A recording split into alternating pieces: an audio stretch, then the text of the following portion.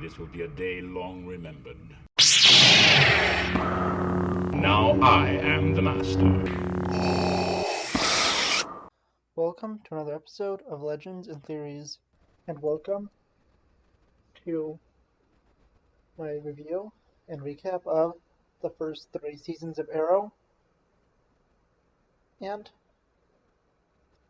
I'm just going to go over what happened in the first 3 seasons, what I thought about the first 3 seasons, and, I'm not really, I can't say I'm excited for more of it since Arrow has finished.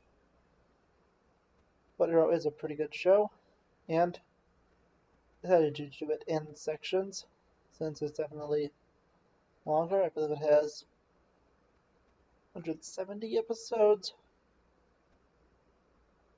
maybe I think 175, somewhere in that range. And yeah, so I'm going to be going over it, and in a few weeks I'll be going over probably the rest of it, maybe a little less. There was, I think 8 seasons. Yes, 8 seasons. So maybe I'll save 7 and 8 for a separate video. But going in, this has the best stretch of episodes and quality. I'll probably be the highest praised one of all of them. Maybe about the next one, has season 4. So not really looking forward to finishing season 4, which I've been just finished the mid-season finale for. Yeah, but that's gonna be for me to go over in a few weeks when I finish season 6.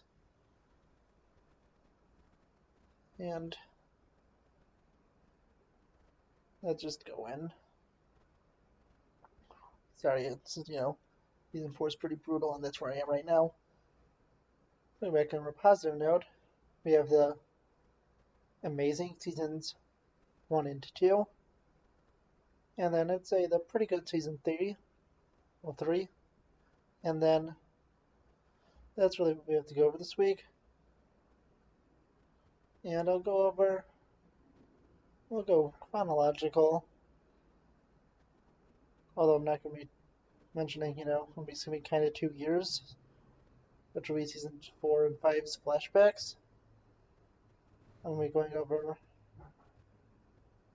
I think I'm going to try to keep them together, because especially with the Deathstroke stuff, I'm going to talk about that at the same time. So, with season 1, we follow in the flashbacks. I'll go over first.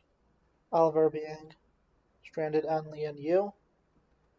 We also see a few things that happened before it, including how Malcolm Merlyn had the Queen's Gambit sabotaged after having a disagreement with Robert Queen, who wanted to try to take down Malcolm and prevent him from committing the atrocities he was going to commit,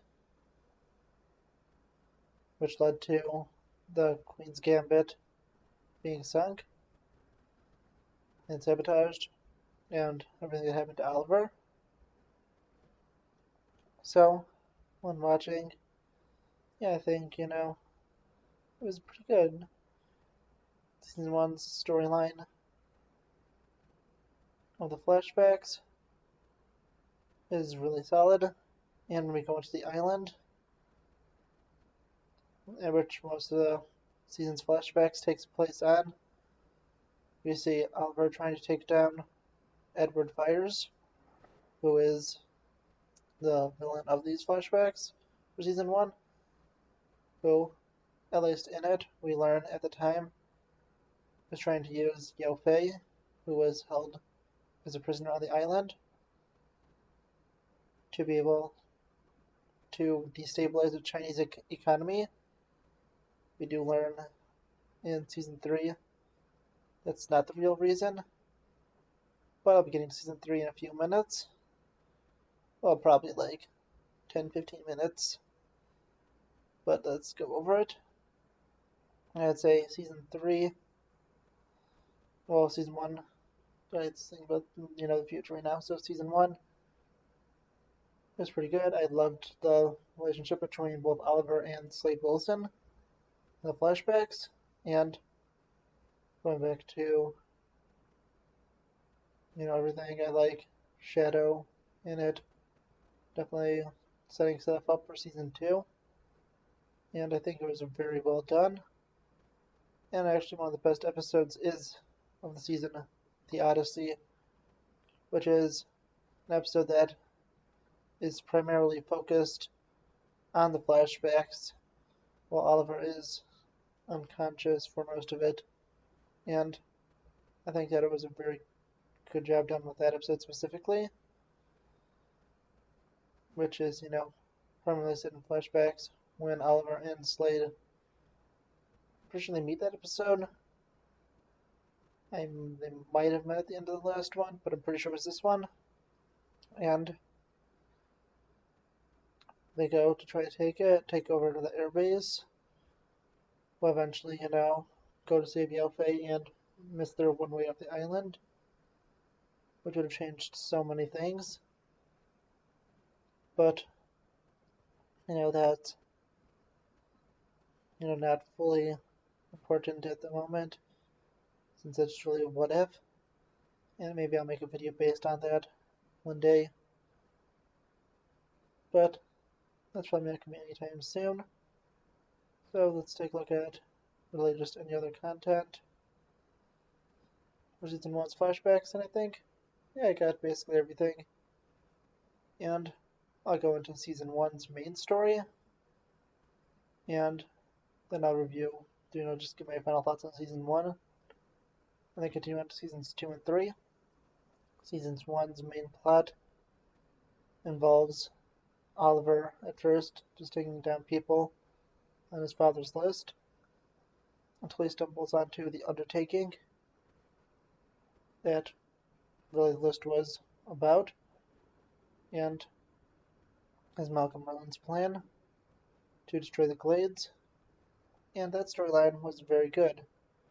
I really enjoyed it, and season 1 has one of the best endings, where Merlyn just fully wins, is able to destroy the Glades, and really the only way that Oliver gets a partial win is that his mother was able to tell what happened, and because she did that, some people were able to get out, but still I believe it was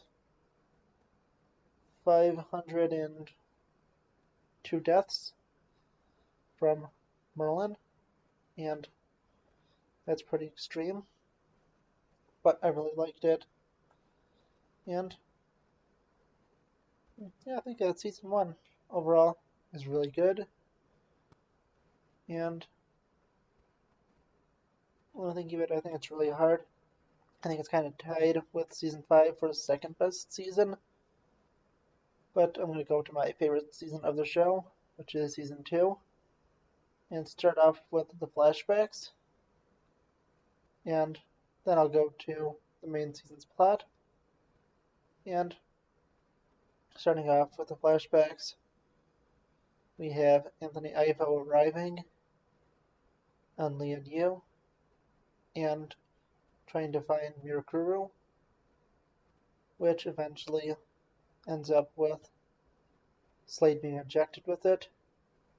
Then Slade goes crazy, tries to kill Oliver, and thus learning, if Sarah is alive, then presumed dead, but then is alive also, because she appears back both in the modern day and in the flashbacks. With it, it's done pretty well and interesting. Deathstroke was a great villain, and his fall into madness is definitely one of the best parts of it. How he really just turned from one of Oliver's closest friends to his enemy, and someone that actually, until, kind of later on, with a little bit of a retcon, killed his mother.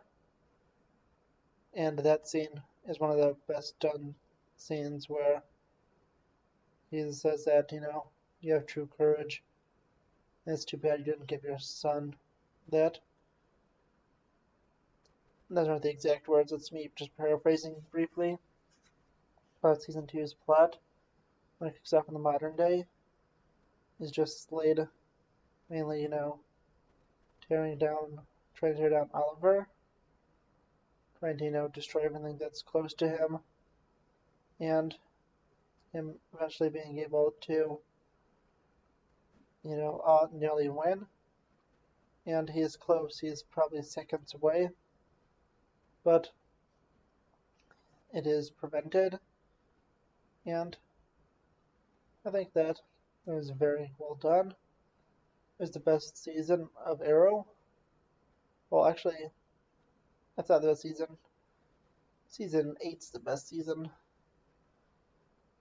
This is the second best, because I nearly forgot about season 8, so this is the second best season. But I think, just for full storyline, since season 8 doesn't have, a consistent storyline, it's just kind of setting up for Crisis, and doesn't have really an official main villain. But I'll go over that then. But I think, structure-wise, this is the best one, with Slade being probably one of my favorite villains, and I think only being beaten by Reverse Flash.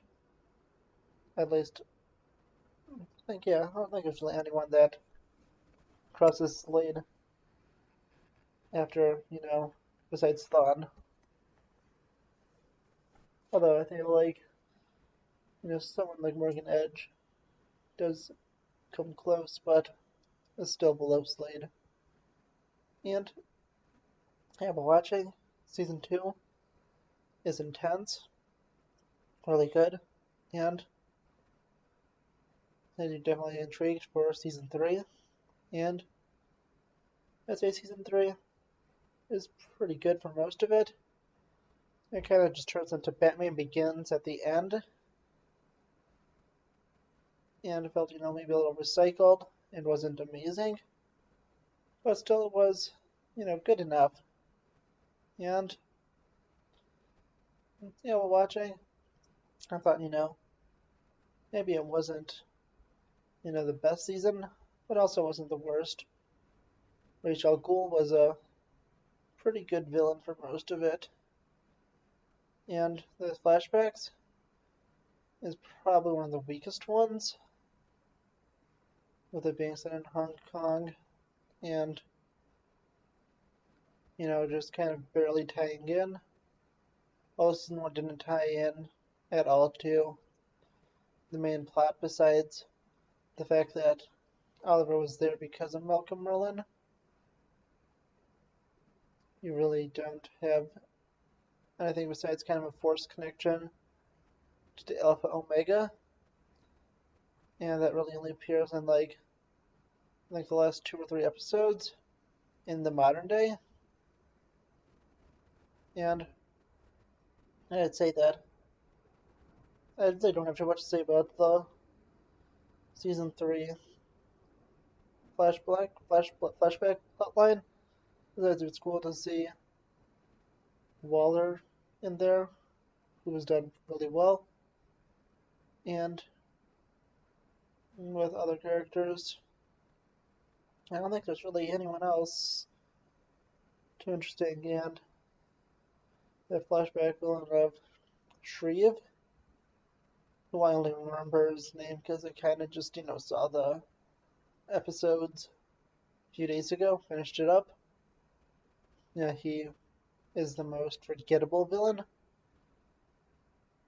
And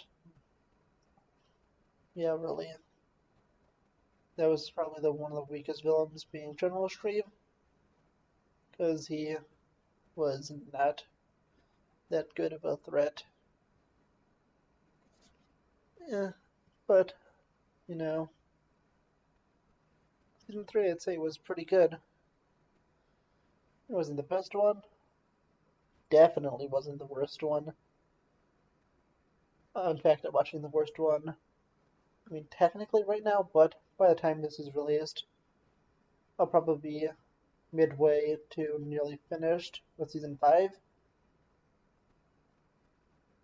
Since I'm already halfway through season 4, maybe takes me 3 or 4 days, depending on what I have to do to see a season. Maybe a week at the most, if I'm really busy. But, yeah, so, going over that. And now let's go over a few of the both crossover stuff and stuff it's set up, including when we talk about really this part, the scientist, 3 ghosts, and the first crossover. I'll be talking about, or you know what?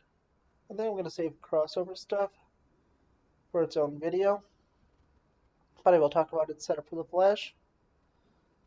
Back in another 2 great episodes, like I said, 3 ghosts and the scientist. They came in, reverse order and release.